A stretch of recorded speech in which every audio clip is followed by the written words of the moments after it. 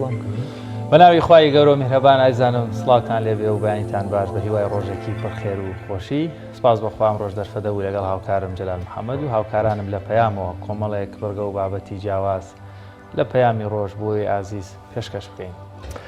بینەران و بیسەرانی پەیامی ڕۆژ لە هەرجەیەکەن جوانترین سڵاوی خوای پەروەردگارتان لێبێت. من ژەروا خۆشحاڵم لەگەڵ هاوکارم کاکشوان لە خزمەت ئێوەی عزیز و خۆشەویستان بۆ پێشکەشکردنی هەندێک بڕگە و بابەتی بەسوود و تایبەت لە پەیامی ڕۆژدا. بابەتی یەکەممان ڕێنمایی تایبەتە بە نەخۆشانی شێرپەنجە، بە تایبەتی دوێنێ ڕێنماییەکی تازە لە نەخۆشخانەی هیوای شاری سلێمانیەوە بڵاو کرایەوە لەوەی کە چۆن سەردانیان بکەن ئەوانەی کە توشبووی نەخۆشی شێرپەنجەن، چۆن سەردانی نەخۆشخانەی هیوا بکەن بۆ وەرگرتنی چارەسەر، تاکەی سەردان بکەن یان کێنەوانی کە پێویستە لەم بارودۆخەیە سەردان بکەن، یاخۆت ڕێنمایی تایبەت بۆ توشبوانی نەخۆشی شێرپەنجە بەرامبەر بە ڤایرۆسی کۆرۆنا چییە؟ بڵێ لە تەوەری دووهەمی بەرنامەکەشمانە هەوڵدەین قسە لەسەر گواستنەوەی ڕاژەی مامۆستایانی خوێندنی کەرکووک یاخود با بڵین خوێندنی کوردی لە کەرکووک بە تایبەت ئەوەی کەشکەوێتە دەرەوەی سنوورەکانی هەرێم یان با بڵین ناوچە دابڕنراوەکانەکات کەواوان لەوێ خوێندنی کەرکووک خوێندنی کوردی لە کەرکووک کێش و گرفتیان هەیە. هاوکات چەند مامۆستایەک باز لەوە دەکەن کە لێ قوتابخانە جەلال مامۆستاکان بەشێکیان لەبەرەوەی ڕاژەیان لەسەر پەروەردەی عێراقە موچە وەردەگرن، بەڵام هەمان مامۆستاکان هەمان ئەرک و هەمان پیشیان هەیە و لە هەمان مەکتەبیشن بۆ نمونە لەبەرەوەی لە سەر بە خوێندنی بڵێن کوردین 6 مانگ جارێک موچەیە خەمی مامۆستایانی کوردی کەرکووک سەر بە حکوومەتی هەرێمی کوردستان خەمەکان زیاتر لە کوردیەکان پێکومان چکەوان ڕەنگە لە حاڵەتێکی دەرونی ناڕەحەتی شامن تۆ لەیەک قوتابخانە بیت و هاوڕێکەت موچە وەربگرێ و ئەمان موچە وەرناگرن. قسە لەسەر و بابەتە دەکەین بابزانین ڕێکارە یاسایەکان هەوڵەکان ئامانجەکان چین لە گواستنەوەی یاخود داواکاری گواستنەوەی ڕاژەی مامۆستایانی خوێندنی کوردی لە کەرکووک. فیچەرێکی تایبەتیشمان بۆ ئامادە کردوون لەسەر دانانی کارگەیەکی تایبەت بە گەنم لە پیرەمەگرونکەم کارگەیە ئەتوانێت لە کەمترین کاتدا زۆرترین گەنم پاک بکات بۆ جوتیاران. لە ئێستاشدا جوتیارێکی زۆر ڕووی لە ئەم کارگەیە کردووە لە پیرەمەگرون کە فیچەرێکمان بۆ ئامادەکردون لە کۆتایی پەیامی ڕۆژی ئەمڕۆدا پێشکەشتان دەکەین. وەلایزان هەڵبەتە گەورە دەرفەت هەبێ هەوڵدەدەین بچینە لای پەیامنێرانیش بە پێی کات و مەجالی بڕگەکانی بەرنامەکەمان. سەرەتاش بابزانین پێشبینیەکان یاخود گۆڕانکاریەکانی پلەکانی گەرما لە شار و شارەشەکانی هەرێمی کوردستان وەک دەزانن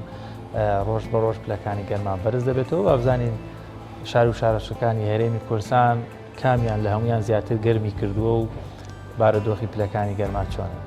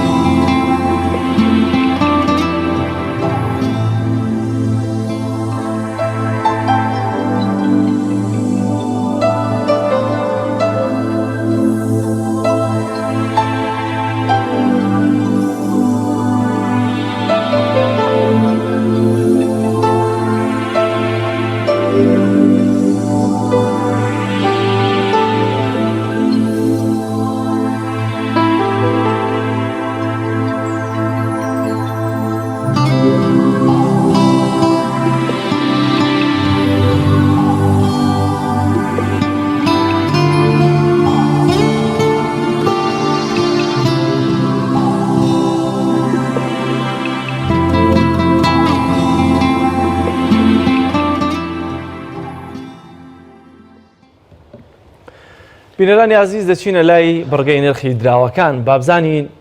دیناری عراقی ئەمڕۆ بەراورد بە دراوەکانی دیکە دراوی ئێران کە تمەنە لیرەی تورکی و بەتایبەتی دۆلاری ئەمریکی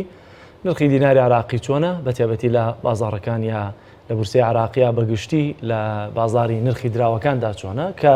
لە ماوەی ڕابردوودا ئەوەی کە زیاتر داوەزینی خۆی بەخۆیەوە بینی بوو تمەنی ئێرانی بوو بەرامبەر بە دیناری عراقیە بەرامبەر بە دراوەکانی تر بە ئەمڕۆژ پێکەوە بینەری نرخی دراوەکان بین.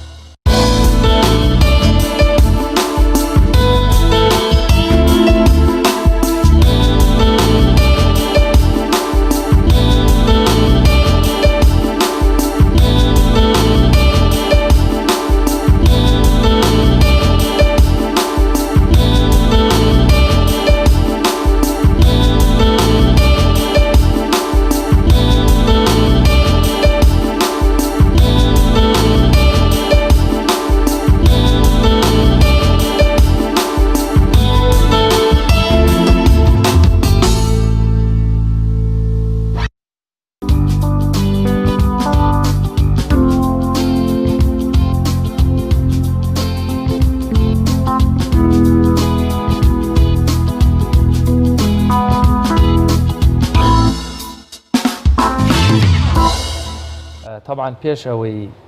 بارودۆخی تەندروستی جیهانی بە شێوەیەکی گشتگیری و سەرتاپا بەم شێوەیە هەموو کەس کەرەنتین بکات هاتوچۆ بازرگانیەکان با بڵێن سەفەرە گەشتیاریەکان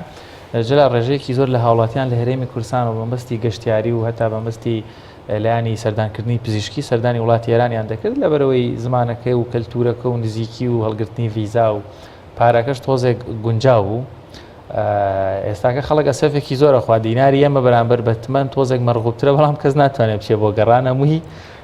پێم وایە $100 نزیکی 2 ملیۆنی تمەنی ئێرانی نزیک وەبزانم تا ملیۆنێک و 900 ڕۆیشت بوو ماڵی سەردان و گەشتیاری ئێستا بەڵام تەسەوڕەکەم ئەمەم کەرەنتینی با بڵێن جیهان یاخود ئەگەر کۆرۆنا ڤایرۆس کۆڤید 19 نوێ ئەگەر بێت و جیهان ئاسایی بێتەوە ڕێژەیەکی زۆر بەشێک لە وڵاتانە گەشتیاریەکی باشیان بۆ دەڕوا بەتایبەت وڵاتانی ئێران و تورکیا. بەڵام ئایا ئەگەر بێت و بارودۆخ چاک بێتەوە نرخی تمەنی ئێرانیش بەرز نابێتەوە بەرامبەر بە دراوەکانی دیکە؟ وەڵاهی جا ئەوەیان تۆ سەرێ لە سیاسەت ئەخورێ من لێ نازانم یارابووریەکەشر پێوەستە بە سیاسەتەوە بە دڵنیاییەوە بەتایبەتی لا چەند مانگی داهاتوو لە گفتوگە و ڕێکەوتنەکانی نێوان ئەمریکا و عێراق ئەم لەلانە ناوچەیانە دەبێت حتمەن یەکلایی بێتەوە بۆیە بابەتێکی زۆر ئاوکێشە دەبێت چاوەڕێی ڕووداوەکان بین. بەڵێ بینەرانی عزیز هەوڵ دەدەین لەم بەشەی ئەمڕۆی بەرنامەکەمانە زۆر بە شێوازێکی زانستی و کۆمەڵێک ڕێنمایی کۆمەڵێک زانیاری تەندروستی لەسەر ئێوە بدەین ئەویش لەسەر نەخۆشیەک کەوا ڕەنگە بەشێکی هاوڵاتیان کە گیرۆدەی دەبن کار لە کار ترازا بێواتە لە دەست دەرچوو بێ ئەویش شێرپەنجێ یاخود لای خۆمان بە سەرەتان ئەوانە ناسراوە جلال حاڵەتێکی زۆر ناخۆشە بۆ نمونە کەسێک بەخۆی نازانێت هیچ ئازارێکی نییە هیچ هەست بە هیچ ناکە بەڵام دوای مەسەلەن تووشی تێکچوونێکی کەم دەبێت زانی گەشتوتە قۆناغێکی زۆر سەخت و دژوار کە ڕێن کۆنتڕۆڵکردنی ڕاستە پێم وایە بە دەرەجەی ئەویش کە دەرەجەکانی گەشتە ڕێژەی چواری تر زۆر ئەستەمە نەخۆشیەکە کۆنتڕۆڵ بکرێ ئەمەش بۆیە زەڕورە هاوڵاتیان کۆمەڵێک ڕێنمایی بزانن زۆر سەرەوە بابەتە. بینەرانی عزیز دیارەوە کاماژەمان پێکرد تەوەری یەکەمی بەرنامەکەمان قسەکردنە لەسەر ڕێنمایە تایبەتەکان بۆ توشبوانی نەخۆشیانی شێرپەنجە بەرامبەر بە ڤایرۆسی کۆرۆنا لەوەی کە چۆن پێویستە خۆیان بپارێزن. بۆ قسەکردن لەسەر ئەم بابەتە لە نەخۆشخانەی هیواوە بەڕێز دکتۆر جانا عومەر پسپۆڕی نەخۆشیەکانی خوێنمان لەگەڵایە. دکتۆر گیان ئەگەر گوێت لێمانە سڵاوی خوا لێبێت وەم کاتت باش و لەوێەوە دەست پێکەین تازەترین ڕێنماییتان لەسەر سەردانکردنی نەخۆشانی شێرپەنجە بۆ نەخۆشخانەکان چییە؟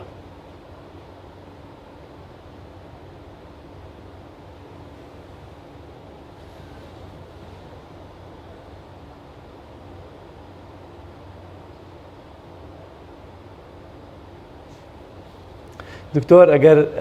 گوێت لێمان بێ سڵاوی خوا لێ بێ دووبارە ئەوە دەپرسم لە تازەترین ڕێنمایی ئێوە بۆ نەخۆشانی شێرپەنجە لەوەی کە چۆن سەردانی نەخۆشخانەکان بکەن و بە تایبەتی لەم بارودۆخەی ئێستادا کە ڤایرۆسی کۆرۆنا دیارە چۆن تەشەنەی سندووە چۆن بەربڵاوە و بە تایبەتی ڤایرۆسی کۆرۆنا زیاتر مەترسی لەسەر ئەوانە دروست دەکات گیانی ئەوانە دروست دەکات کە بەرگری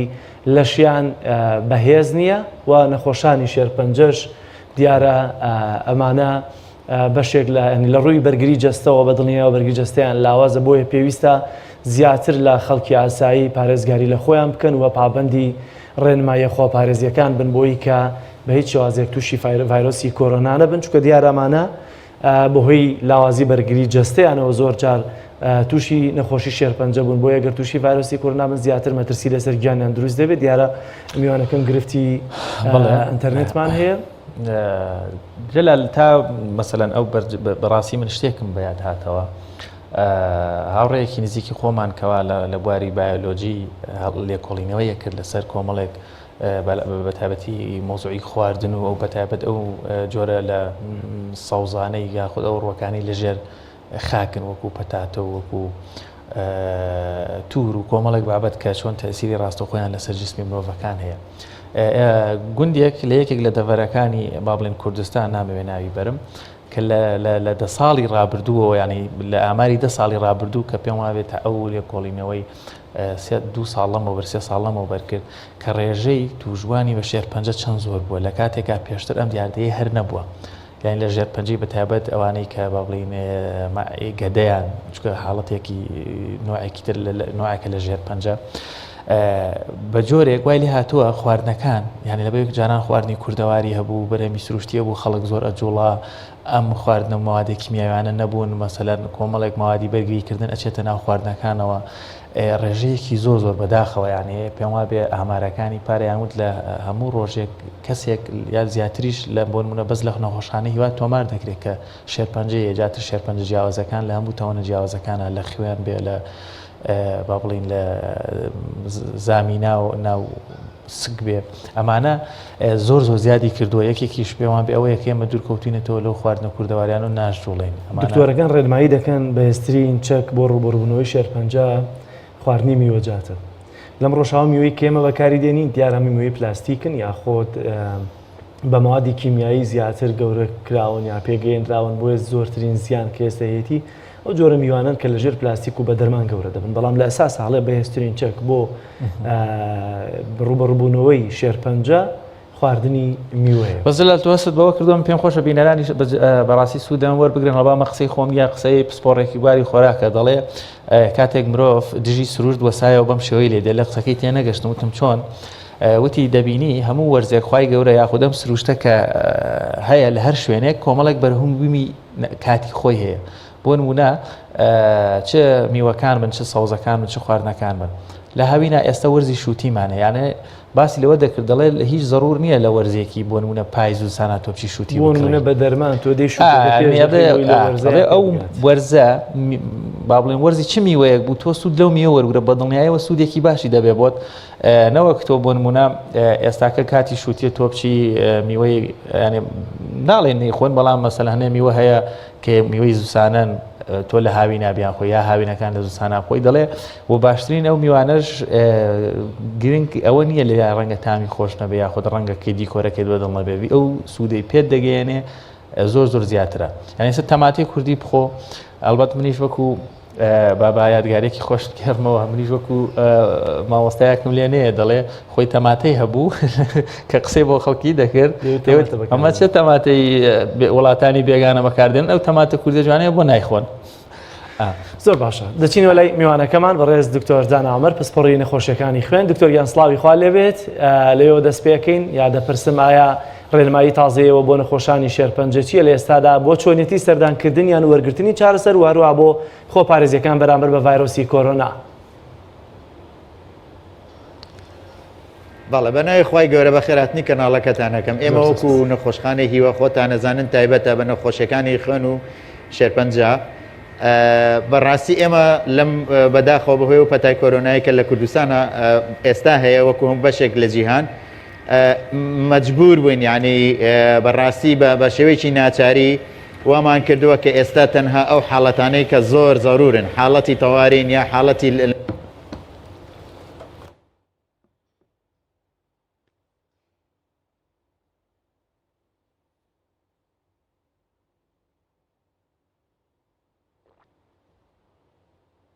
ببورن دیارە گرفتی هێڵی ئەنتەرنێسمانەیە لەگەڵ بەڕێز دکتۆر جانا عومەر پسپۆڕی نەخۆشەکانی خوێن لە نەخۆشخانەی هیواکە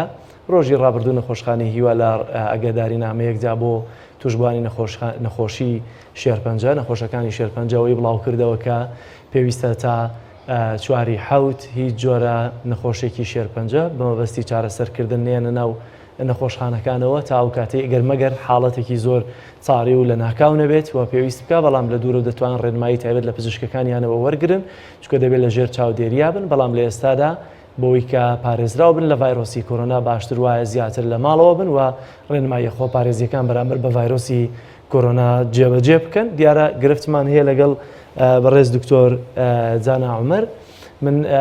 تاو کاتێگەر گرفتەکە چارەسەر بوو یاخۆت ئەمە بابەتێکی زۆر گرنگ و هەنووکەیەوە پێویستە میدیاکان ڕێنمایی زیاتری لەسەر بڵاو بکەنەوە دەچمە لای ڕێنماییەکی تایبەت بە ڤایرۆسی کۆرۆنا لەوەی کە چۆن خۆمان بپارێزین بەرامبەر بە ئەم ڤایرۆسە لە ئێستادا ئەگەرچی تەشەنەی کردووە وەکو شەپۆلی دووەم ناوی دەهێنرێ بەڵام زۆربەی لایەنە پەیوەندیدارەکان پزیشکە بەڕێزەکان و هەروەها لایەنی تەندروستی و وەزارەتی تایبەتمەندەکان زۆرترین ڕێنمایی کە ئێستا بڵاوی دەکەنەوە جاران لە ڕابردوو ئێستا بازدەوە دەکەن گرنگترین خاڵی بۆ کۆنتترۆلکردن یاخۆ دوورکەوتنەوە و خۆپارێزی لە ڤایرۆسی کۆرۆنا ڕێنماییە خۆپارێزیەکانە لەوەی کە چۆن خۆمان بپارێزین بە تایبەتی گرنگترینیان لە ئێستادا بەکارێنان و دەستکێش و دەمامکە لە شوێنە گشتیەکان بە تایبەتی تۆ ئەگەر کارێکی زەڕورت هەیەەوە دەتەوێت سەردانی بازار یا مۆڵێک یا شوێنێک بکەی باشتر وایە لەو چەند خولەکێک یا لەو کاتژمێرێدا کە تۆ دەچیتە ناو بازار یاخود شوێنێکی گشتی باشتر وایە دەستکێش و دەمامکت بەکاربێنی چونکە هەم خۆت پارێزراو دەبی لە کەسێک ئەگەر هەڵگری ڤایرۆسی کۆرۆنا بێت و هەم ئەگەر خۆت هەڵگری ڤایرۆسی کۆرۆنا بیت بەرامبەرەکانت دەپارێزی ئێستا دەڵێت وەک لایەنی پەیوەندیدار تەندروستی دەڵێ جێبەجێکردنی ڕێنماییەکانی خۆپارێزی ئەم ڕۆبەیانی ئامارەکانی ڕۆژانی داهاتوومان کەمتر دەکاتەوە و ئەو ئامارانەی کە ماوەی چەند ڕۆژێکە زیاتر بوون ئامارەکانی مردن و توش بوون بە ڤایرۆسی کۆرۆنا هۆکارەکەی پابند نەبوونە بە ڕێنمایی خۆپارێزیەکان لە 2 هەفتەی ڕابردوودا ئەگەر ئەمڕۆ ئێمە ڕێنماییەکان جێبەجێ بکەین 2 هەفتەی دیکە ئەنجامەکەی دەبینین دەزانین کە چۆن بەسوود بووە و پێویستە هەمومان خۆمان بپارێزین لە ڤایرۆسی کۆرۆنا. بەڵێ بێگومان جەلال ڕێنماییەکانی وەزارەتی تەندروستی و نەخۆشخانەکان بۆیە داوا لە هاوڵاتیان دەکەن سەردانی نەخۆشخانەکان دەکەن و بە تایبەتیش توشمانی شێرپەنجە بۆ خۆپارێزی و پارێزگاریکردنە لەوان لەبەرەوەی یەکێک لەو شوێنانەی کە گەری زۆری هەیە یاخود فرسەتێکی باشە بۆ کۆرۆنا ڤایرۆس تووشی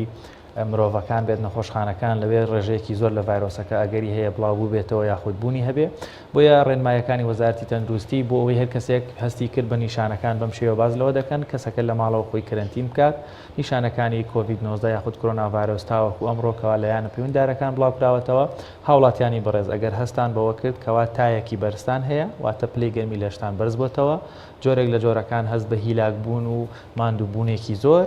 بە شێوەیەکەوە تەواوی ماسوولکە و تەواوی جسمتان هەست بە ئازارێکی زۆر دەکا لەگەڵ بوونی سەرێشەیەکی بەردەوام کە ئەمەش بە هەمان شێوە کۆمەڵێک نیشانەی زۆر دیاری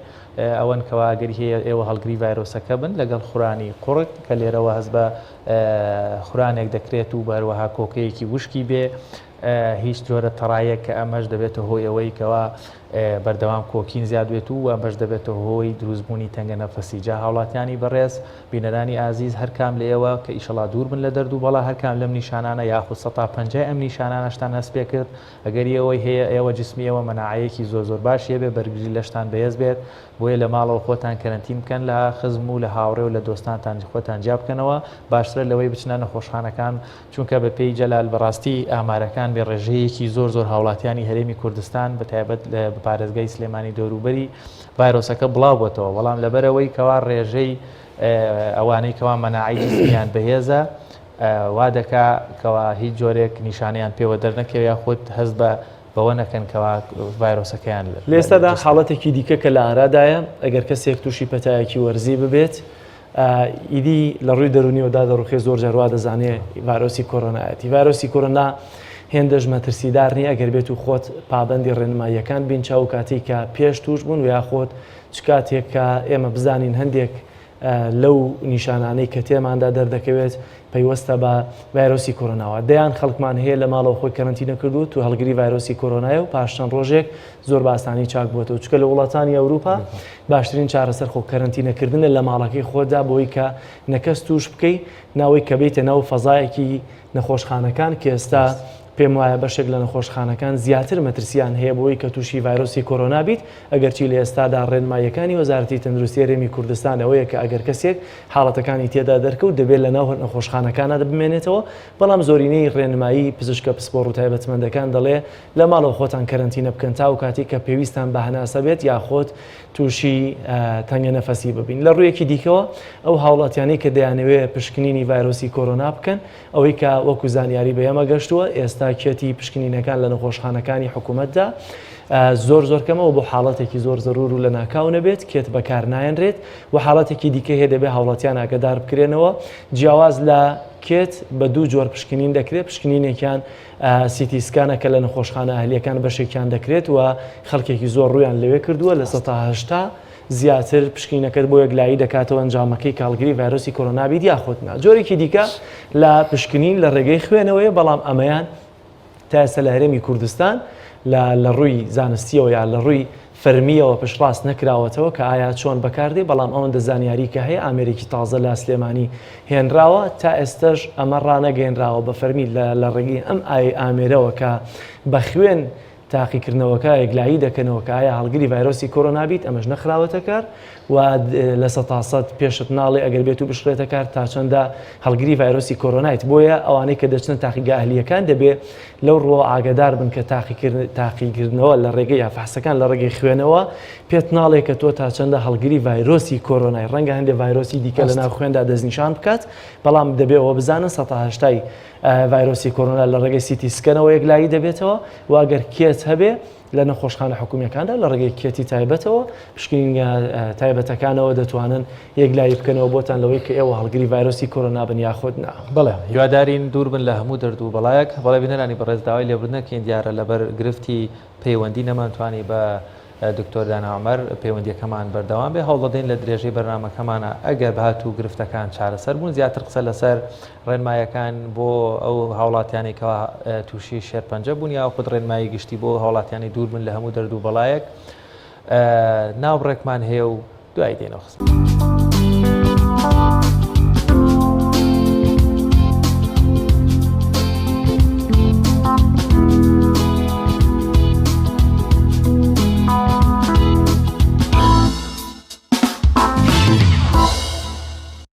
ئایزان دووبارە سڵاوتان لێبێ بینەری بڕگەی یادەوەری دەبین با بزانین لە ڕۆژێکی وەکو ئەمڕۆدا ئەو ڕووداوە مێژویانە چین کەوە ڕوویانداوە.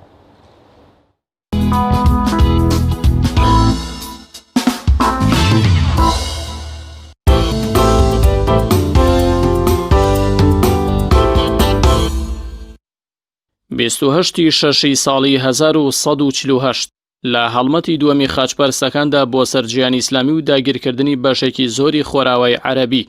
بە تایبەت لەلایەن هۆڵەندی و پورتوگالیەکان و هەوڵدانیان بۆ گەیشتن بە ڕێگا بازرگانەکانی خۆراوای عەرەبی ئابڵۆقەی چەند مانگی سەرشاری دیمەشقیان هەڵگرت و ناچار بە گەڕانەوە و شکست بوون و موسڵمانەکان توانیان سەرکەوتن بەدەست بێنن. هەڵمەتی دووەمی خاچپەرستەکان و داگیرکردنی بەشێکی زۆری شوێنە هەسیارەکانی جیهانی ئیسلامی بوو وای کرد کە سەرکردە و پاڵەوانێکی گەورەی وەک سوڵتان سەلاحەدینی ئەیوبی بێتە مەیدانەوە و ببێتە ئاڵا هەڵگری جیهاد دژی خاچپەرستەکان و زۆربەی زۆری جیهانی ئیسلامیان لێپاک بکاتەوە. 26 ساڵی 1970 لادایکبوونی بیرمەند و نووسەر و ئەستێرەی درەوشاوی ئاسمانی ئەدەبی عەرەب و میسر مستەفا مەحموود عەقاد بە ڕەچەڵە کورد بووە و تاپۆلی سێی بنەڕەتی خوێندووە و بە ئازمون و سەرکەوتنی خۆی بووەتە یەکێک لە ئەستێرە درەوشاوەکانی ئەدەب و فکر و ڕۆژنامەوانی میسر. ئەندامی ئەنجومەنی نوێنەرانی میسر بووە هەروەها ئەندام بووە لە کۆڕی زمانی عەرەبی. عەقاد ڕۆژی سیانزەی 3 ساڵی 1964 لە شاری قاهیرە کۆچی دوای کردووە. 26 ساڵی 1936 لە دایکبوونی سەرکردە و مجاهید و بانخواز و خەباتکاری گەورەی فەلەستینی شێخ ئەحمەد یاسین ئیسماعیل لە عەسقەلانی فەلەستین لەدایک بووە ناوبراو دامەزرێنەری بزوتنەوەی بەرگری ئیسلامی حەماسە بۆ بەرەنگاربوونەوەی هێزە داگیرکەرەکانی ئیسرائیل لە ماوەی ژیانیدا چەندان جار تووشی گرتن و چەرمەسەری بووە و بەهۆی بۆمبارانی فڕۆکە ئیسرائیلەکانیشەوە بەشێکی زۆری جەستەی لە جوڵە کەوتبوو. ڕۆژی 19 پێنجی ساڵی 1970 لەلایەن قەواری داگیرکەری ئیسرائیل سەرکردە و مجاهید و دامەزرێنەری بزوتنەوەی حەماسی ئیسلامی شێخ ئەحمەد یاسین دەستگیر دەکات و ماوەی 9 ساڵ لە زیندانەکانی خۆیدا دەیهێڵێتەوە. بارگری لە قودس و هەوڵدان بۆ قودس و وەک ڕووگەی یەکەمی مسلمانان لە ئامانج و ئاواتە گەورەکانی شێخ ئەحمەد یاسینی سەرکردە و مجاهید بوو. ڕۆژی 22 سێی ساڵی 2004 دوای نوێژی بەیانی شێخ ئەحمەد یاسین لەلایەن فڕۆکەکانی ئیسرائیلەوە شەهید دەکرێت. 28 شەشی ساڵی 2004 دوای داگیرکردنی عێراق و دروستکردنی عێراقێکی وێران و داڕوخەو و دروستکردنی دەیان سەرکردەی پارێزەری بەرژەوەندیەکانی ئەمریکا پۆڵ برێمەری حاکمی مەدەنی عێراق دەسەڵاتی تەسلیم بە عێراقیەکان کردووە و ڕای سپاردن تا لە نزیکترین کاتدا هەڵبژاردن بکەن و خۆیان وڵاتەکەی خۆیان بە هاوبەشی سونە و شیعە و کورد بەڕێوەبەرن و پۆستەکان دابەش بکەن.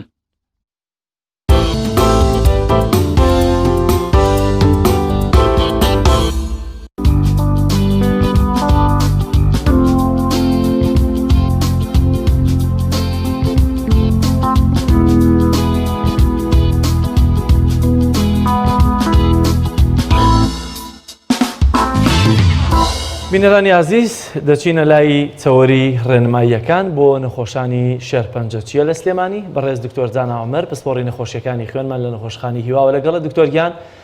سڵاوی خوا لێبێت زۆر سپاس بۆ دەرفەتەی کە بەێمەت بەخشیوە لێەوە دەست پێکەین تازەترین ڕێنماییتان بۆ نەخۆشانی شێرپەنجە لەم بارودۆخ و بڵاوبوون و تەشەنەسەندەی ڤایرۆسی کۆرۆنادا چییە؟ بەناوی خۆی گەورە بە خێراتنی کەناڵەکەتانەکەم بەداخۆ بەهۆی ئەو پەتا جیهانی کە بڵاو بۆتەوە کە پێڵێن ڤایرۆسی کۆرۆنا و هەرێمی کوردستانیی گرتوۆتەوە لە ناوی شانە شاری سلێمانی ئێمە وەکو نەخۆشخانەی هیوا داوایەکی نیشتیمانیانە داوایەکی برانە لە هەموو هاوڵاتیانی هەرێمی کوردستان بە تایبەتی ئەو نەخۆشانەی کە نەخۆشی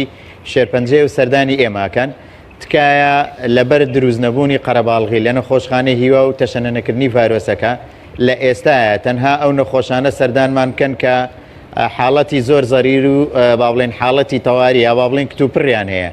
ئەوانەی کە چارەسەری کیمیاییان تەواو بووە تەنها بۆ پشکنینیان 2 مانگ 3 مانگ جارێ ئەم حاڵەتە حاڵەتێکی زەرور نییە ئەتوانێت نەخۆشەکە با بڵێن پشکنینەکانی دوا بخا بۆ کاتێکی تر ئەوانەی کە مەسلەی کەم خوێنی یا خوێنی زۆرەیە ئەو ئەفرەتانەی کە دووگیانن لەلایەن دکتۆری ژنان و مناڵبوونەوە ئەنێرێن بۆ نەخۆشخانە تکایان لێکین ئەوانش لە ئێستا سەردانی نەخۆشخانەی هیوانەکەن چکە ئێمە مەبەستمان ژیانی نەخۆشەکانمانە و ڕێنمایەکتر بۆ ئەو نەخۆشانەی کە لە ماڵەوەن تکایە هەتا پێتان نەکرێت سەردانی کەس و کار مەکەن چوونە دەرەوە کەم کەنەوە چونکە بەڕاستی ئەوانەی کە چارەسەری کیمیایی وەرەگرن خۆ دەزانی با بڵێن سیستەمی بەرگری لەشیان مەناعیان لە کەسێکی تر لەوە چێکەمتر بێ بۆیە لە پێناوی پاراستنی ژیانی هاوڵاتیانی ئێمە کە هەتا ئاینەکان ئاینە پیرۆزەکان کە خی گەورە ناردێتی بۆ سەرزەوی لە ناویانە ئاینی پیرۆزی ئیسلام بۆ پاراستنی سەلامەتی گیانی هاوڵاتیانە بۆیە هەم لە ڕووی شەرعیەوە هەم لە ڕووی تەندروستیەوە هەم لە ڕووی منتیقەوە وا باشترە کەمترین قەرەباڵغ بکەین اینجا ئەمە بۆ نەخۆشخانە ڕاستە بۆ ناو بازار ڕاستە بۆ هەموو شوێنە گشتیەکان ڕاستە. زۆر باشە دکتۆرجان ئایا بەرگری جەستەی نەخۆشانی شێرپەنجە بەرامبەر بە ڤایرۆسی کۆرۆنا چییە یا ئەگەر کەسێکیان توش بوو بێت کام لە جۆرە شێرپەنجەکان زیاتر مەترسیان لەسەر هەیە بەرامبەر بە ڤایرۆسی کۆرۆنا؟ بەڵێ تەمان هەموو جۆرە شێرپەنجەیەک شەر نییە پێویستی بە چارەسەری کیمیایی هەبێ ئەمە بۆ با بڵێن معلومات با بۆ زانیاری هاوڵاتیان بەڵام ئەوانەی کە چارەسەری کیمیایی وەردەگرن بە تایبەتی لەو فترەی کە چارەسەری کیمیایەکە وەردەگرن تا چەند مانگێکیش ئێمە زۆر جارەڵین تا 6 مانگیش دوای چارەسەری کیمیایی ئەمە فترەیەکی زۆر حساسە ماوەیەکی زۆر حساسە ئەم کەسە احتیمالە هەر ڤایرۆسی کۆرۆناژ نەبێ من نەخۆشم هەبە بڕاتان بێ بە هەوکردنی شوێنی کانولاکەی مردووە ینی خەڵکەیە ئاوایە ئەجا ئەمە خۆمان نەزانی ڤایرۆسی کۆرۆنا جیاوازێکی لەگەڵ ڤایرۆسەکانی ترە کە زۆربەی زۆریان تووشی هەوکردنی سیەکانە بن بۆیە ئەو نەخۆشانەی کە لە کاتی وەرگرتنی چارەسەری کیمیایان 6 مانگیش تا دوای چارەسەری کیمیایەکە وا باشترە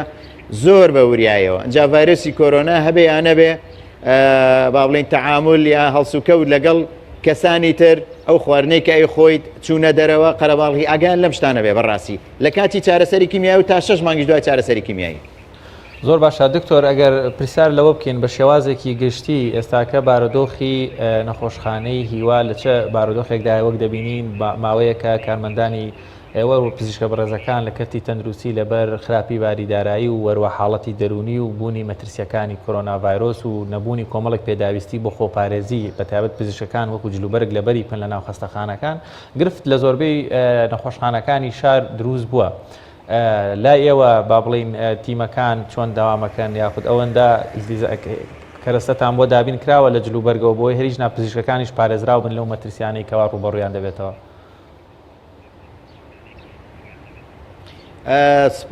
من عمرم 41 ساڵە بەڕاستی بە هەموو عمرم بەقەر ئەماوەیە با بڵێم لە ژێر سترێس و خەفەتانە بووم بۆ چونکە قەیرانی دارایی لەولاوە بۆ سێکە هەموو موچەخۆرانی هەرێمی کوردستانی گرتوتەوە هەمومان نەزانین یعنی مەسەلەی دارایی خەڵک چۆنە و لە نایە پزیشک و کارمەندان بڕاتان بێ زۆربەی زۆری کارمەندی نەخۆشخانەی هیوا هەیە یعنی خەڵک هەبووە زەکاتمان بۆ کۆ کردوتەوە لەم لاولا بە خێری موسڵمانان ژیانی ڕۆیۆ بەڕێگاوە ئەوە من خۆم شایەتم لە مۆزوعە ئەمە لە ڕووی باری دارایەوە لە ڕووی باری با بڵین دەرمانەوە خۆ دەزانی ئەو دەرمانانەی کە لە چارەسەری شێرپەنجەیە بەکارێنن زۆر گرانن ئێمەش لەبەر بەناوبانگی نەخۆشخانە هیوا و سیستەمێکی زۆر باشتیایە لە هەموو پارێزگاکانی هەرێمی کوردستانەوە و تەنانەت هەندێک جار لە پارێزگاکانی تری عێراقەوە خەڵک ڕوومانتێکە و دەرمان بەشمان ناکە بەداخۆ حکومەتی عێراقیش لەو حسەی کە بۆمان دانراوە بە هیچ شێوە زیادی نەکردو مەجبور ئێمە نەخۆشانی دەرەوەی پارێزگای سلێمانی وەرناگرن ئەوانەی کە خەڵکی کەرکووکردنەوەی خەڵکی هەولێرەوەی خەڵکی بەغایە خەڵکی محافەزەکانی تر ئەینێرینەوە شوێنی خۆی کەواتە ئەمەش کێشێکی ترە کێشێکی تر ئەوەیە کە ئێمە شوێنی نەخۆشخانەکەمان بچووکە بە ینی دەرەقەتی ئەو هەموو ژمارە زۆرە نەخۆشە نایە لەبەرەوە قەرەباڵغێکی زۆر دروست بووە لە سەرمان لە سەرباری ئەم هەموو شتەشەوە ئەبینیت ڤایرۆسی کۆرۆنا خۆی کردوتە ناو مۆزوعەکە و ئەوەنەی تر کێشەکەی ئاڵۆز کردووە بڕوان پێ بکە دەوامکردن لە نەخۆشخانەی هیوا دەوامکردن لە ناو شەڕێکە لە ناو جەنگێکا قورسرە بۆ چونکە ئێمە لەم ماوەیە ژمارەیەکی کارمەند و دکتۆر و با بڵێن کارگوزار و ئیداری و ژمارەی زۆریشمان لە نەخۆش تووشی ڤایرۆسی کۆرۆنا بوون بەداخۆ ئەوی من ئاگام لێ دوان بۆ سێ نەخۆش لەو نەخۆشانەیەمە گیانیان لە دەزاکەیەکیشان نەخۆشی من بوو لەبەر ئەوە ئەم حاڵەت ئەم بارەی کە ئێستا دروست بووە لە بەهۆی ڤایرۆسی کۆرۆنا ئەو کێشانەی تر کە باسم کرد حاڵەتێکی زۆر دەرونی قورسی بۆ ئێمە و بۆ کارمەندان دروست کردووە. زۆر باشە کاک دکتۆر ئێستا تازەترین ڕێنمایی ئێوە دەڵێن ئەوانە سەردانی نەخۆشخانە نەکەنەوە کە بۆ فەحز دێن ئێوانەی کە لە ژێر چارەسەرن پێویستیان بە دەرزی کیمیایی هەیە پێویستیان بە وەرگرتنی هەندێک چارەسەری تایبەتر هەیە کەواتە کام لە حاڵەتەکان دەبێت سەردان بکەن کامیان دەبێت سەردان نەکەن ئەگەر بکرێ ڕێنمایی لەسەرم بابەتە زیاتر بدێتە نەخۆشانی شێرپەنجە چونکە هەیە ڕەنگە لە ڕانیەوە بێت لە گەرمیانەوە بێت لە هەورامانەوە بێت یا تەنانەت لە هەولێر و لە پارێزەکانی دیکەی عێراقیشەوە سەردان بکات. بەڵێ ئەوانەی کە پرۆتۆکۆڵی چارەسەری کیمیایان هەیە زۆربەی زۆریان ئیشەکانیان بۆ بەڕێکراوە نەوەسێنراوە ئەوانەی کە نەخۆشی تازان هێشتا دەست نەکراوە بە چارەسەر ئەگەر حاڵەتەکەی زۆر کتوپڕ بێ وەکو شێرپەنجەیەکی خوێن کە خڕۆکەسپیەکانی زۆر بەرزە یاخود خوێنبەربوونی هەیە ئەمانەش دەسەکرێن بە چارەسەر بەرام ئەوانەی کە مەجالی تایە بۆ نمونە تۆ نەخۆشێکی دێ شێرپەنجەی مەمکێتی تازە تەشخیص کراوە یا شێرپەنجەی کۆڵۆنێتی یا شێرپەنجەی پرۆستاتێتی هەر شوێنێکتر کە ناوەنی لە مەسەلەی شێرپەنجەیە چەند ڕۆژێک دەستکردن بە چارەسەر هیچ لە مەسەلەکە ناگۆڕێ ئەو نەخۆشانەی کە تازان هێشتا نەخڕەونەتە سێر چارەسەرەوە ئەکرێ ئێمە ئەم حاڵەتەی کە ڕامان گەیاندووە تەنها بۆ ماوەی چەند هەفتەیەکی کەمە ینی لەوە یەک دوو هەفتە بێ تا ئێمە حساباتی خۆمانەکەین حساباتی خۆمان چییە ئێمە هەموو کارمەندەکان تێست ئەکرێتەوانێ بۆ ڤایرۆسی کۆرۆنا بزانین چەند کەسمان هەڵگری ڤایرۆسی کۆرۆنایە بۆی ئەگەر بزانین خوا نەخواست ژمارەیەکی زۆر لە کارمەند و پزیشکمان تووشی ڤایرۆسی کۆرۆنا بووە مەجبورین نەخۆشخانەی هیوا بۆ ماوەیەکی کاتی بە تەواوی دابخین کە ئیشەڵا ناگاتە ئەو حەدە ئەوە ئێمە ئێستا لەم ڕۆ دەستمان کردوێتەوە بە چێکی هەموو کارمەندەکان بەڵام ئەگەر خۆشبەختانەش ژمارەیەکی زۆر کەمان لە کارمەند و پزیشک هەبوو ئەوە وەکو جاران ئیشەکە بڕێکەکەینەوە ئیشی خەڵک ناوەستێ کەواتە ئەوانەی کە نەخۆشی تازان حاڵەتی تەواوی نییە ئەتوانین بۆ هەفتەیەک دوو هەفتە چارەسەری کیمیایی دەست پێ نەکەین زۆر ئاساییە خەڵک کە پێڵێ شێرپەنجە ئیتر زۆر ئەترسێەوە ئازانێ بە سەعاتێ زووتر دەست پێ بکەیت تەواو ئەبێ چارەسەرەکەی زوو دەست پێ بکەیت بەڵام ئەمە وانە یاخود ئەو نەخۆشانی کە چارەسەری کیمیایان تەواو بووە تەنها بۆ پشکنی نیان بۆ نمونە ئێستا پێش دەنابێت نەخۆشێک تەلەفۆنی کرد کە تەنها پشکنینی 6 مانگ جارێکی ئەمە ئەتوانێت لە دەرەوە پشکنینەکان کە یاخود دوای بخا زۆر شتێکی ئاساییە یا ئەوانەی کە کەم خوێنن ینی کەم خوێنی شتێکی ئەوەنا حاڵەتی تەواری نیە یا ئەوەی کە خوێنی زۆرەیە هەندێک وەکو باسم کە ئافرەتی دووجیان هەیە بۆ مەسەلەی مناڵ لە بارچوون و ئەوانە نێرن بۆ نەخۆشخانە هیوا تا بزانن هۆکاری خوێنمەینی هەیەیانە ئەمانەش حاڵەتی تەواری نین بۆیە ئەوانەی کە شێرپەنجیان هەیە و لە حاڵەتی تەواریان یا خۆت ئێستا لەژێر چارەسەری کیمیایان بە هیچ شێوێ دەست نەدراوە بڕووی ئەو کەسانەوە چارەسەریان بۆ بێت. زۆر باشە کاک زۆر کەواتە ئێوە لە ئامانجتان ئەوەیە کە سەردانی نەخۆشخانەکان نەکەن بۆی کە نەکات تووشی ڤایرۆسی کۆڕۆنا بن چکو ئێستا دیارە ناوەندەکانی تەندروستی لە بەروی قەرەباڵغی و لۆدێکی زۆریان لەسرە مەترسیدارترە بۆ توژون بە ڤایرۆسە ئایا ئەوانەی کە تووشی نەخۆشی شێرپەنجان لە ماڵەوە چۆن پێویستە لە ڕووی خۆراک و خەو و هەڵسوکەوت و مامەڵەوە هاتنە دەرەوەیان دەبێ یا چە ڕێنماییەکتان هەیە بۆیان لەم ڕووەوە؟ ئێمە بە ئەو نەخۆشانەی کە چارەسەری کیمیایان وەرگرت و ئێستا لەژێر چارەسەری کیمیانە ئەوانەی کە با بڵین تازە چاگونەتەوە پێیان ئەڵێن بەبێ ڤایرۆسی کۆرۆناش جا لە حاڵەتی ڤایرۆسی کۆرۆنایە زۆر تومتر هەتا پێیان نەکرێت تێکەڵی خەڵک نەبن میوان سەردانیکردن بۆ ماڵیان بە تایبەتی ئێمە بەڕاستی تەبیعەتی عەشایری لەناو خەڵکی ئێمە یا زۆرە سەردانکردن با بڵین پەیوەندی کۆمەڵایەتی زۆر بەهێزە و داوایان لێکەین کە خەڵک سەردانیان نەکا وەکو ئەوەی کە هەمومان نەزانی هەمومان کوردین و خەڵکی ئەم وڵاتین پێیان ئەڵێن خواردنی دەرەوە مەخۆن پێیان ئەڵێن زوو دەستان بشۆن پێیان ئەڵێن سەوزە و میوە بە تایبەتی تێکڵەکەی جوان بیشۆرەوە پاکی بکە بۆ نونە سێوە ئەو شتانە پاشی بکە ئەنجا بیخوات و بە موادی معقیم یاخود بکرێ بە مادەی تایبەتی هەیە بۆ شنەوەی سەوزە و میوە بەوانە بەکاربێنێ پێیان ئەڵێن خواردنی سەوزە و میوە زیادکەن پێیان ئەڵێن زۆر نەچنە بەر هەتاو چونکە ئەوانەی کە چارەسەری کیمیایی وەرەگرن پێستیان زۆر حەساسە بە هەتاو پێیان ئەڵێن کە با بڵێن خواردنی هەمە جۆر بخوات لە دانەوێڵە لە پرۆتین لە کاربۆهیدرات لە چەوریەکان لە سەوزە و میوە و ڤیتامینەکان ئەمە ئەو ڕێنمایانەن کە پێویستە بۆ هەموو کەسێک بیگرێتە بەر بە تایبەتی نەخۆشەکانی شێرپەنجە و پێیان ئەڵێن بە هیچ شێوەیەک لەم وەزعەیە تکاتان لێکەین مەچنە دەرەوە ئەگەر کارێکە دێ با کە سوکارت بۆ بکات لە دەرەوە ئەگەر هەر زەڕوریش بووی بچێتە دەرەوە بۆ منە سەردانی نەخۆشخانەیەکەکەی بە بێ ماسک و دەستکێش مەچۆ دوور بە لە خەڵکی تر بەلانی کەمە 2 مەتر. زۆر باشە زۆر سپاس بۆ زانیاریەکانت کاک دکتۆر ببورەوەی کە تاخیر بووی لە وەرگرتن و پێدانی زانیاریەکانت زۆر سپاس دەکەین کە لە نەخۆشخانەی هیواوە لەگەڵمانە بووی بۆ هیوای سەلامەتی و تەندروستی ئینشاڵڵا هەم بۆیەوە هەم بۆ سەرجەم نەخۆشانی شێرپەنجە. بڵێ ئایزان دەمانەوێت لە تەوەری دووهەمی بەرنامەکەمانە قسە لەسەر گواستنەوەی ڕاژەی مامۆستایانی خوێندنی کوردی لە کەرکووکەوە بکەین بۆ حکوومەتی ناوەندی بۆ قسەکردن لەسەر ئەم بابەتەش میوانداری زۆر بەڕێز مامۆستا پەروین فەتاحمان کردووە بەڕێوەبەری سەرپەرشتیاری یەکەی خوێندنی کوردی لە کەرکووک. مامۆستا سڵاوت لێبێ و ئەم کاتت باش ئەگەر لەوە دەست پێ بکەم ئەو نیەتە لەکوێوە سەرچاوی گرتووە کەوا مامۆستایانی خوێندنی کوردی لە کەرکووک دەیانەوێت ڕاژەیەکانیان بگوازنەوە بۆ حکوومەتی ناوەندی. هەموو کاتێکی ئێوەش باش زۆر سپاس بۆ ئەم دەرفەتە کە بۆ کەرکووک و کەرکووشیەکان ڕەخسانتان سپاستانەکەم. ئێمە بەڕاستی زۆر دەمێکە لە هەوڵی ئەوەیان کە ڕاژەکانمان بگوازینەوە سەر حکوومەتی عێراقی ئەمەش لەوێوە سەری هەڵداوە کە دوای ئەو بەر و ئەو وەزعانەی کە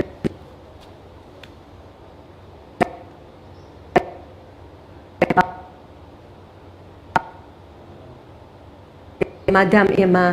ئیستیحقاقمان شایستەی داراییمان خزمەت گوزاریمان هەمووی لەسەر حکوومەتی عێراقی بێ و لەسەر بەغا بێ پێویستە بەوە ئەکات ئێمەش وەکو خوێندنی عەرەبی و خوێندنی تورکمانی لە شاری کەرکووک ڕاژەکانمان بگازرێتەوە سەر حکوومەتی عێراق بۆی بتوانین شایستە داراییەکانمان لە ڕێگەی حکوومەتی عێراقیەوە وەربگرین.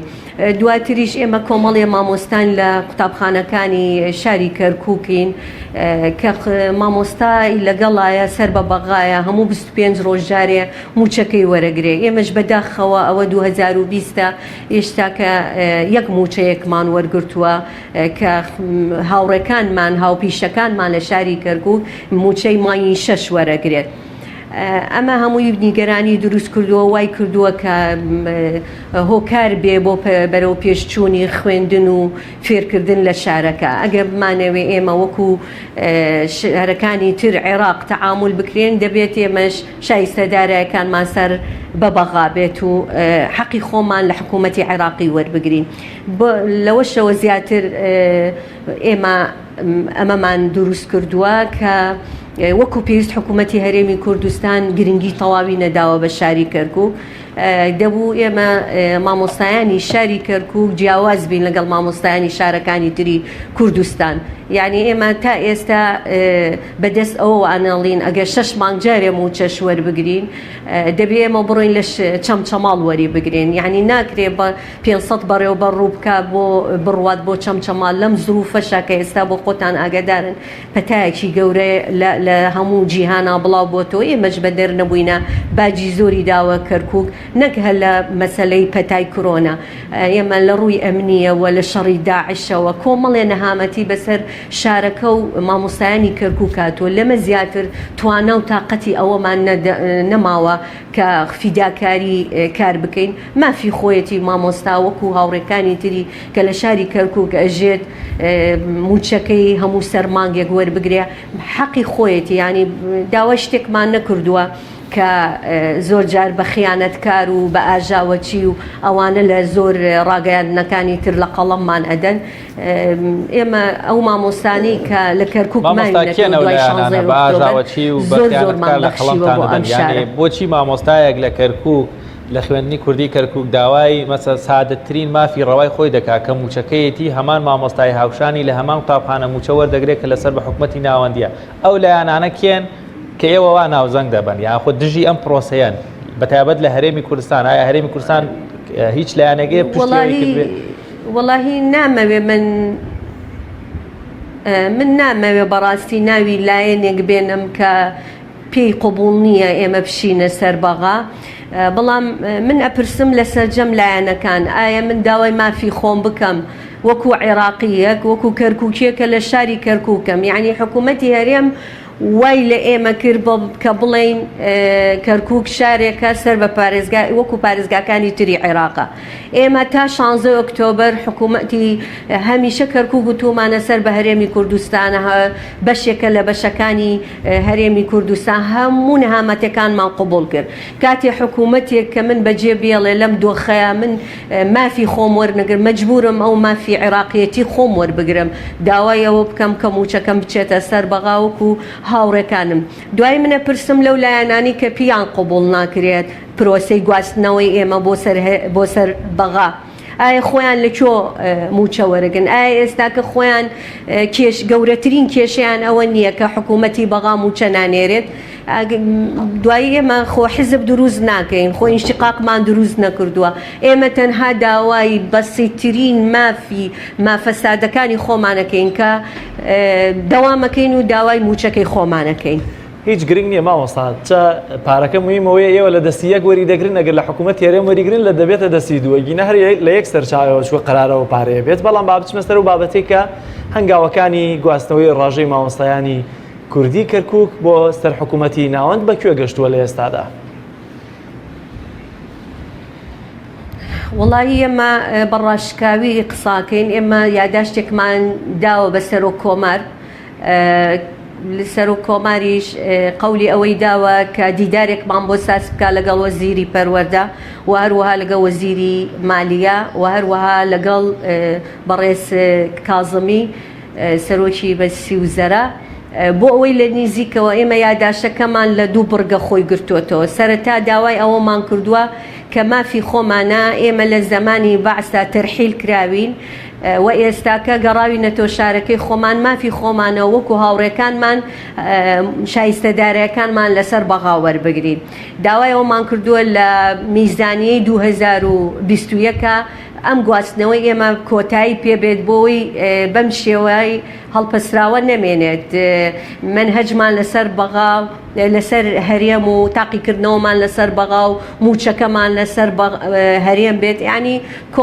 زۆر زۆر شێوازێکی شڵۆژاندن و ئەوەی پێوە دیارە ئەمە خاڵێک کە زۆر زۆر پێمان داگرتووە لەسەری خاڵی دووەم داوای ئەوەمان کردووە ئەگەر لە دانووسانەکانمان سەرکەوتوو نەبووین گواستنەوەکانیان بۆمان نەکرد داوای ئەوەمان کردو لەو بڕەپارەیەی کە ڕەوانەی بەغا ئەکرێت ماف و شایستەدارایەکانی کەرکوچیەکان و خوێندنی کوردی مباشەرەتان بدرێتە سەر بەغا و بەغا سەرپەرشتی بکات لەو بڕەپارایی کە پارەی کە ئەدرێتە بەغا لەو بۆمان جیا بکرێتەوە لە باتی ئەوەی کە بچێتە هەرێمی کوردستان و لە هەرێمی کوردستانەوە ڕەوانە بکرێتە بانقەکانی چەمچەماڵ و لێرەشەوە بەڕێوبەرێکی خوێندنی کوردی بچێتە چەمچەماڵ وەری بگرێ و جارێتر دابەشی بکە بەسەر مامۆستاکانە ئەم هەموو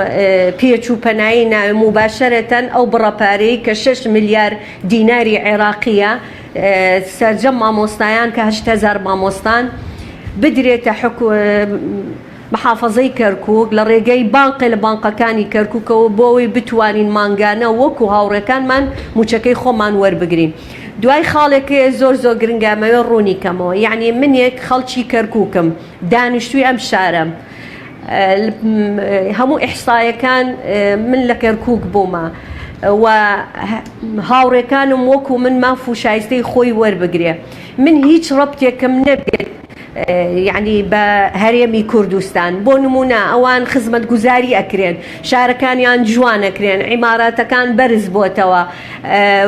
ئەتوانێ ئێوارانێ دەرچێتە دەرەوە بە کەیفی خۆی پیاسەی بکە هەناسەیەک وەرگێ بەڵام منێکی کەرکووکی کە هەموو معاناتەکانم لە تەقینەوە لە داعشە لە هەموو پەتپەتیەکانی ژیانە هاوبەش بم لە شاری کەرکووک خزمەتی مناڵی کەرکووکی بکەم یعنی بۆچی بەڵێ مامۆستاگەمان لێتە فەرموو بۆچی یعنی من نەتوانم مافە شایستەوە دارایەکانی خۆم لە حکوومەتی بەغا وەربگرم کەواتە یعنی لێرە من ئەوە ڕوونەکەمەوە کە حکوومەتی هەرێمی کوردستان نیگەران نەبێ کاتە کەرکووچیەک سەر بە هەرێمی کوردستان بووە تا ئێستا بەڵێ بە دڵسۆزیەوە هەموو کەلوپەل و پێداویستەکانی خوێندنیان بۆ ئێمە دابین کردەوە بەڵام ئێستا حکوومەتی عێراق خۆی حکوومەتی هەرێم خۆی لە قەیرانی دارایە کە خۆی لە قەیرانی دارایی بێ ئێمەش پێویست بەوە کات ڕێگایە چارەسەرێکی تر بدۆزینەوە بۆی بتوانین شایستە دارایەکانمان لە ڕێگەی حکوومەتی عێراقیەوە کێشەکانمان چارەسەر بکرێ ئێمە داوای ئەوەمان نەکردووە خوا نەخواستە وەز لە خوێندنی کوردی بێنین زۆر باشەوە ساڵفەر من خوێندنی کوردی بێنین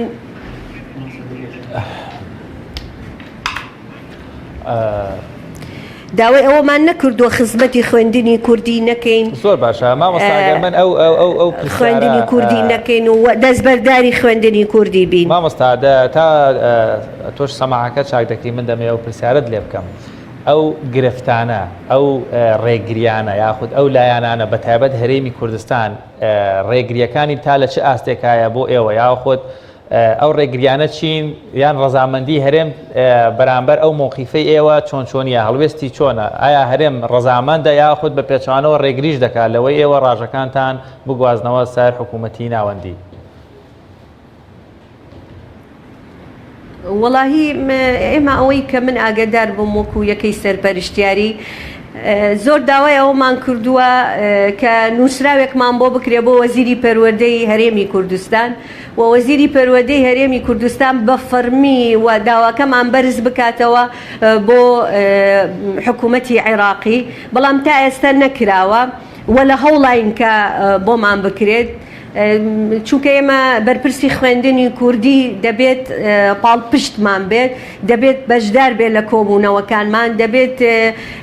ئەو نووسراوە ئەو هەستێ پێی بەرزی کاتەوە بۆ وەزیری پەروەردەی هەرێمی کوردستان بەڵام بەداخەوە تا ئێستاکە هیچ هەڵوێستێکی وازەح نەبووە کە حکوومەتی هەرێمی کوردستان بەڕەسمی تەدەخول بک بڵێت من لەگەڵتانم و هەموو مافەکانتان وەرگین بۆ مەسەلەی گواستنەوە بەڵام ئەوەی کە دیارە و کە لە تۆڕە کۆمەڵایەتیەکان زۆر جار بڵاوەکرێتەوە و لە ڕێگەی زۆربەی وتەوێژەکانی حکوومەت کە باس لەواکەن کە ئەمە نابێ بکرێت و کە گواستنەوەی مامۆستایان یعنی نەک هەر مامۆستایانی کەرکووکەوەی من بزانم ئاگادار بم سەرجەم مامۆستان و سەرجەم فەرمانبەرانی هەرێمی کوردستان داوای ئەوەکەن کە لە ڕێگەی بەغاوە مباشەرەتەن موچەکانیان دابش بکرێ ئەمەش خۆی بۆ خۆی ئەوە ئەستەلمێنێ کە خەلەلێکەیە لە دابشکردنی موچە کە خەڵک بێزار بووە کە خەڵک وەکو پێویست شایستە دارایەکانی ناگاپی و ئێمە جیاوازیمان چییە؟ ئێمە لەبەرەوەی لە کەرکووک دانیشین و ئێمە تربیەمان سەر بە بەغایە ینی ئێمە ئێستا تاقیکردنەوەکانمان کە لە مانگی هەشتا ئەنجامە درێ حکوومەتی عێراقی سەرپەرشتیەکە ئەو بڕوانامانەی کە بە خوێندکارەکانمانیان ئەدەین ئەبێ حکوومەتی عێراقی پەسەندی بکە تەصدیقی بکە یعنی کەواتە ئێمە هەموو ئیجراعاتە یاسایەکان سەر بە بەغاین بەڵام موچەکەمان سەر بە هەرێمی کوردستان ئەمەش مافێکی سروشتی خۆمانە داوای ئەوە بکەین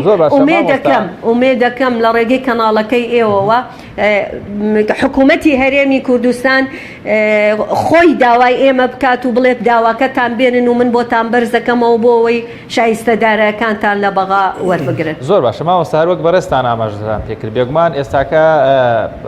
با بڵێن نیەتێک هەیە هەتا حملەیەک هەیە کە تەواوی موچەخۆرانی هەرێمی کوردستان موچەخۆرانی فعلی و کارمەندانی ڕاستی ناو دام و دەستگاکانی حکوومەتی هەرێم موچەکانیان بوازرێتەوە بۆ حکوومەتی ناوەندی بەڵام بابەتی کەرکوو بابەتێکی هەستیارترەوە وەروەها جددیترە لەبەرەوەی ئەوە هاوشانی مامۆستاکانی تر وەروە لە دەرەوەی سنوورەکانی ئێستەی هەرێمی کوردستانن ڕەنگە ضرورتر بێ بۆەوەی باری شانتان کەمێک سوکتر بێت و موچەکانتان زووتر وەرگرن بەس پرسیارە جەوهریەکە ئەمەیە 8,000 مامۆستا لە خوێنی کوردی لە کەرکووک هەیە موچەکانیان وەرناگرن بوونەتە قوربانی جۆرێک لە گرفت و ململانێ هەم سیاسیەکان و هەم ئابوووریەکانی هەرێمی کوردستان ئێوەش کوردن کۆمەڵێک حیزبی شمانەیە کە لە بەغداش دەسەڵاتیانە و لە هەرێمیش دەسەڵاتیانە ئەیانوێ خزمەتی کورد بکەن دەمەوێت بە ڕاشکاوی وەڵامی ئەم پرسیارە بێتەوە هیچ هێز و لایەنێکی سیاسی حیزبێکی کوردی هاتوو پشتگیری ئێوە بکە هەریجنا ئەم 8,000 مامۆستایان ڕاژەکانیان بگوازرێتەوە بۆ بەغدا باتە پشتگیریان کردوون یاخود بە پێچوانەوە زۆر دژایەتیشتان دەکەن. واللهی من بەڕاشکاوی قساکەم یەکێتی نیشتیمانی کوردستان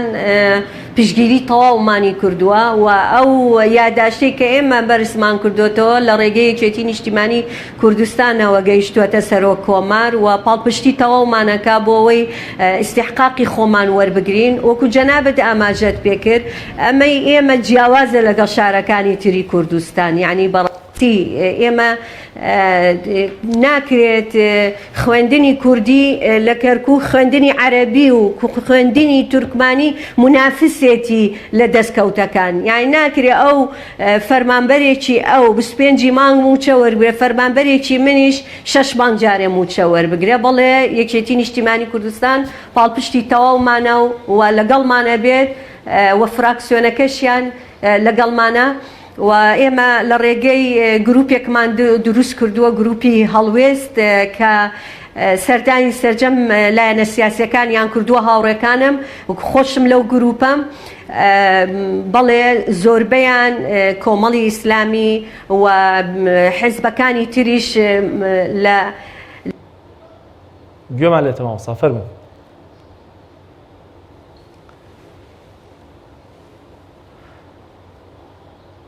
زۆر باشە مامۆستا ئەگەر دەنگی ئێمە بگاتە لای تۆ دەمەوێت بزانم ئەوەی کە گرنگە ئێستا بێتە پێشەوە بۆ ئێوە واتەوە هەنگاوانەی کە گرنگ بن جیاواز دەوەی کە یاداشتێکتان نردووەوە گەشتووەتە دەستی سەرۆک کۆماری عێراق ئایا هەنگاوی گرنگ چییە؟ ڕەزامەندی وەزارەتی دارایی و پەروەردەی عێراقیە یاخود ناوە ئەمە ئایا لە ڕێگەی کاری ئیداریات و پەرلەمانتاریەوە دەکرێت یاخود لە ڕێگەی سیاسیەوە دەبێت ڕەزامەندی سیاسی هەرێمیشی نیشان بدرێت تا و کاتێک کێوە بتوانن ڕاژەکانتان بگوازنەوە بۆ سەر حکوومەتی ناوەند و ئایا هیچ تەنسیقێکتان لەگەڵ ئەو هەڵمەتەی واکۆکردنەوەی واژۆی فەرمانبەران و موچەخۆران هەرێمی کوردستاندا هەیە کە پێکەوە داوایەوە بکەن هەمووتان موچەکانتان ڕاستەخۆ لە بەغداوە وەربگرن؟ بڵێ ئێمە هەنگاوی باشمان ناوە لە ڕێگەی گروپی هەڵوێستەوە وەکووتم سەردانی سەرجەم لایەنەکانمان کردووە ئەوەی کە گرنگە ئەبێ حکوومەتی هەرێمی کوردستان وەزارەتی پەروەردە دەبێت پاڵپشتمان بن دەبێت لەگەڵمان بن دەبێت یاداشمان بۆ بەرزکردنەوە بە فەرمی ئێمە یعنی ئێمە سەر بە وەزارەتی پەروەردەی هەرێمی کوردستانین مەفروزە وەزیری پەروەردەی هەرێمی کوردستان داوای یاداشمان لێ بکە بڵێ یاداشەکەتان بێنە من بەرزێکەمەوە بۆ سەروی خۆم و سەروی خۆی بەرزی کاتەوە بۆ ئەنجومەنی وەزیرانی هەرێمی کوردستان کتابێکمان بۆ بەرز بکاتەوە بۆ ئەنجومەنی وەزیرانی حکوومەتی عێراقی یعنی ئەمانە هەمووی هەنگاوە دەبێ حکوومەتی هەرێم دەبێ بۆ خۆت گەشارەزایتە بێ لە گواستنەوەی مامۆستایە مەفروزە هەردوو لە ڕەزامەندی بفەرمونون هەم حکوومەتی هەرێمی کوردستان هەم حکوومەتی عێراقی ماوەسا کەواتە ئێوە لە ئێستادا جیاواز لەو هەوڵی کە خستوتانەتە گەڕ بۆ ڕەزامەندیکردنی وەزارەتی دارایی و پەروەردە و سەرۆک کۆمار و لایەنە سیاسی کوردیەکان ئایا هیچ فشار و خۆپشاندان و ناڕزایی دیکەتان دەبێت و ئایا ئەم 8,000 مامۆستایە سەرجەمیان ڕەزامەندن یا خۆت واژۆیان کۆ کردوێت و هاتوونەتە پێشەوە ڕازی بن لەوەی کە بگوازرێنەوە ڕاژەکانیان بۆ سەر حکوومەتی ناوەندی؟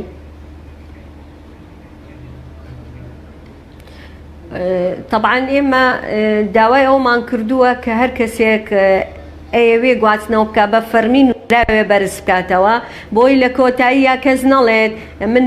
ئاگام لێنی و گواستنەوەم بۆ کراوە بە فەرمی زیاتر لە 5,000 مامۆستا داوای کردووە لەو 8,000 مامۆستایە طبعا هەموو عینێکی تایە فەرمانبەری تایە کارگوزاری تایە پاسەوانی تایە هەموو عنوان وەزیفەیەکی تایە ئەمە کردومانە بۆ خۆمان وەکو لیژنەی هەڵوێست ئێمە ئەم پەتایە ڕێگری لێمان کردووە بەڵام خۆپیشاندانی گەورەمان بەدەستەوەیت کار و چالاکی کەمان بەدەستەوە یعنی بە کورتی و بە کوردی ئەم جارە کۆڵ نادەین هەتا مافەکانی خۆمان بەدەست نێنین و لێرەشتەوە داواکەم سەرجەم لایەنە سیاسیەکان کەیسی کەرکووک دوور بخەنەوە لە ململانەی سیاسی لەبەرەوەی ئێمە لە واقعێکین لە کەرکووک هیچ کوردێ بە دوژمنی خۆمان نازانین هیچ کوردێ بە ململانی لەگەڵ کوردەکان ناکەین ئێمە